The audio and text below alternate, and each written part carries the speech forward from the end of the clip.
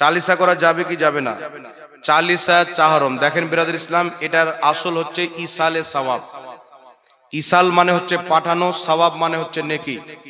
জীবিত ব্যক্তি নিজের নেক কর্মের সওয়াব মৃত্যু ব্যক্তির নামে যখন বকশে দেয় তাকে বলা হয় ইসালে সওয়াব। এটাকে 40 দিনে করে বলে তার নাম চালিসা বলা হয়েছে। 4 দিনে করলে চাহরম বলা হয়, আর বছর বছর করলে বার্ষরিকী হয়। নামে কোনো ইফেক্ট পড়ে না। যদি কোনো ব্যক্তি বলে 40 কোন হাদিসে আছে, ওর মতন গাধা জাহিল কেউ নাই। আমি যদি বলি আপনাদের এই কুশকারি নাকি জায়গাটা না, কুশকারি জামে মসজিদ আছে না নাই?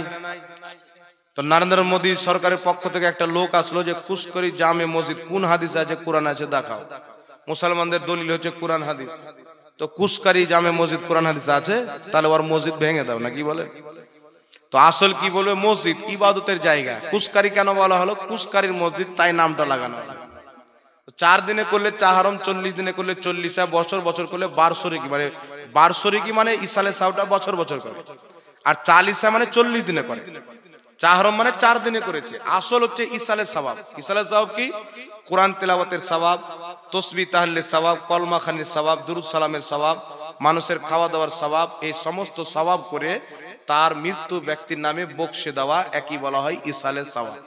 আর কোরআন তেলাওয়াতের সওয়াব, তসবিহ তাহলিলের সওয়াব, খাওয়া দাওয়ার সওয়াব মৃত্যু ব্যক্তির কবরে যায়, এই বিষয়ে সবাই একমত, করে কোনো মতভেদ নাই। এমনকি যে যারা 40 চাহরমকে নাজায়েজ বলে লামাযাবি, তাদের সবচেয়ে বড় ইমাম ইবনে তাইমিয়া নিজের কিতাব মাজমুল ফাতাওয়া 23তম খণ্ডের মধ্যে লিখেছে, মানুষকে খাওয়া দাওয়ার সওয়াব, কোরআন খানির সওয়াব, কলমা খানির সওয়াব, তসবিহ তাহলিলের সওয়াব মৃত্যু ব্যক্তির কবরে যায়, ফলে মৃত্যু ব্যক্তি ফায়দা পায়, লাভ পায়। বলেন সুবহানাল্লাহ। এই জন্য সাহাবায়ে কেরাম মাজমুজ যাওয়াইদের মধ্যে হাদিস, হযরতে লাজলাজ সহ একাধিক সাহাবা তাবেঈ ইন্তিকালের পর নিজের কবরের পাশে নিজের সন্তানদেরকে কোরআন তেলাওয়াত করার আদেশ দিতেন, নসিহত করতেন। কারণ কোরআন তেলাওয়াত করলে মৃত্যু ব্যক্তি কবরে উপকৃত হয়। বুখারী মুসলিমের মধ্যে হাদিস, আল্লাহর নবী একদিন একটা বাগিচার দিকে গেলেন। হঠাৎ করে রাস্তাতে দাঁড়িয়ে গেলেন, যেখানে 2টি কবর ছিল। আল্লাহর নবী বললেন, সাহাবী, এই 2টি কবরে আযাব হচ্ছে। সাহাবী বললেন, ইয়া রাসূলুল্লাহ, কি কারণে আযাব হচ্ছে? আল্লাহর নবী বললেন, একজন পেশাবের ছিটা থেকে বাঁচছিল না, আর একজন ব্যক্তি মানুষের চুগলি করত, তাই 2টি কবর আযাব হচ্ছে। আল্লাহর নবী বললেন, তোমরা যাও খেজুরের ডানা নিয়ে এসো। আল্লাহর নবী খেজুরের ডানা আনতে বললেন, সাহাবী আনলেন। 2 ভাগে বিভক্ত করে 2টি কবরে নবী পাক রেখে দিলেন। রাখার পরে রাসূল সাল্লাল্লাহু আলাইহি সাল্লাম বললেন, যতদিন পর্যন্ত এই খেজুরের ডানা কাঁচা থাকবে, ততদিন পর্যন্ত এই মৃত্যু ব্যক্তিদের কবরের আযাবে কমতি থাকবে। এই হাদিসের ব্যাখ্যায় ইমাম বদরুদ্দিন আইনি উমদাতুল কারির মধ্যে, ইমাম ইবনে হাজার আসকালানি ফাতহুল বারি বুখারীর শারহের মধ্যে লিখছেন, কি লিখছেন? যতদিন পর্যন্ত খেজুরের ডানা পাতা কাঁচা থাকবে, ততদিনই কেন আযাব কমতি থাকবে? তো লিখছেন, কোরআন পাকে আল্লাহ বলেছেন, সাব্বাহা লিল্লাহি মা ফিস সামাওয়াতি ওয়াল আরদ, জমিন আসমানে যা কিছু আছে আল্লাহর তাসবিহ পাঠ করে। যতদিন পর্যন্ত খেজুরের ডানা পাতা কাঁচা থাকবে, আল্লাহর তাসবিহ পাঠ করবে। আর খেজুরের পাতার পাঠ করা তাসবিহ মৃত্যু ব্যক্তির কবরে যাবে, ফলে মৃত্যু ব্যক্তি উপকৃত হবে। বলে সুবহানাল্লাহ। ইমাম বদরুদ্দিন আইনি লিখছেন উমদাতুল কারির মধ্যে, যদি খেজুরের পাতার পাঠ করা তাসবিহতে মৃত্যু ব্যক্তির কবরে আযাব হয়, যখন মানব জাতি মৃত্যু ব্যক্তির নামে ইসালে সওয়াবের জন্য কোরআন তেলাওয়াত করবে, তাসবিহ তাহলিল করবে, অবশ্যই তার সওয়াব মৃত্যু ব্যক্তির কবরে যাবে, ফলে আল্লাহ পাক তার কবরের আযাবকে বন্ধ করে দিবে। জোরে বলুন সুবহানাল্লাহ। এই জন্য ইমাম ইবনে কুদামা আল মুগনি কিতাবের 5ম খণ্ডের মধ্যে লিখেছেন, যুগ যুগ থেকে মুসলমান মানুষ যখন মারা যায়, যারা কোরআন তেলাওয়াত করতে জানে তাদেরকে ডেকে কোরআন তেলাওয়াত করে সওয়াবটা বকশে দেয়, আর সেই সওয়াব মুর্দার কবরে যায়। ইজমাউল মুসলিমিন, এই বিষয়ে সমস্ত মুসলমান একমত। জোরে বলুন সুবহানাল্লাহ।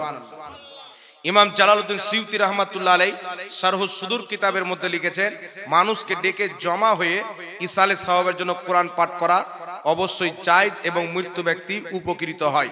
আহলে হাদিসদের কিতাব ফাতাওয়া নাজিরিয়ার মধ্যে লেখা আছে, কোরআন তেলাওয়াতের সওয়াব মৃত্যু ব্যক্তির কবরে যায়। আহলে হাদিসদের কিতাব ফাতাওয়া সানাইয়ার মধ্যে লেখা আছে, মৃত্যু ব্যক্তির ইসালে সওয়াবের জন্য কোরআন খানি করা জায়েজ আছে। জোরে বল সুবহানাল্লাহ। সকলের নিকটে যায়।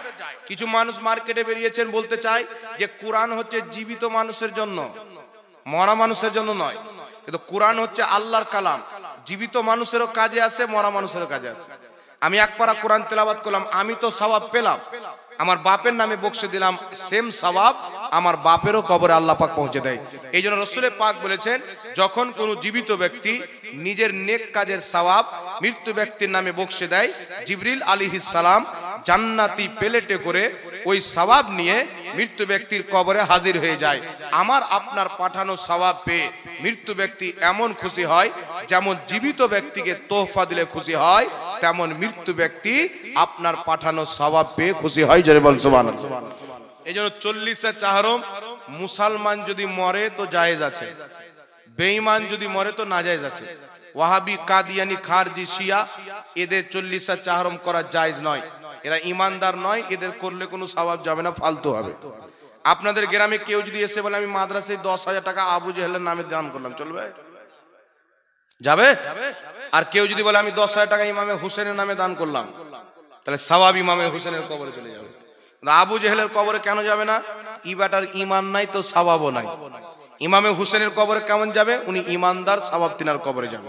এই জন্য সাহাবায়ে কেরাম মরেছেন, উনার মা মরেছেন, বাবা মরেছেন, তাদের জন্য পানি দান করেছেন, হজ করেছেন, দান সাদকা করেছেন, কিন্তু কোনো কাফির মারা গেছেন তো করেনি। কারণ ইসালের সওয়াব মুমিনদের জন্য কার্যকর, কাফিরদের জন্য নয়। সুতরাং যখন মুসলমান মারা যাবে 4 দিনে, 40 দিনে, 1 বছরে, যখন আপনি পারবেন ইসালের সওয়াব দান সাদকা করেন, সেই সওয়াব তার কবরে যাবে।